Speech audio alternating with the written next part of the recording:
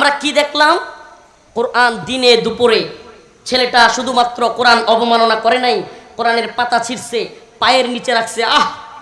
কলিজা কাঁপে ওঠে, লুমগুলো দাঁড়া যা। আমার বাংলাদেশে বৈশা ঢাকায় পায়ের নিচে কোরআনকে অবমাননা করে, আর সে ছেলে কিভাবে বেঁচে থাকে?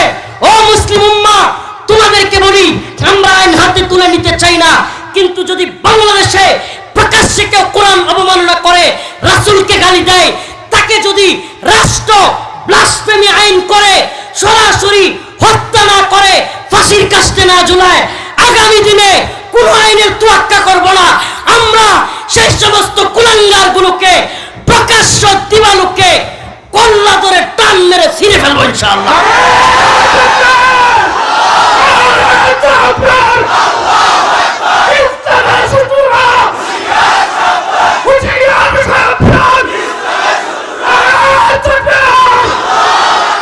আমাদের বক্তব্য একেবারে পরিষ্কার।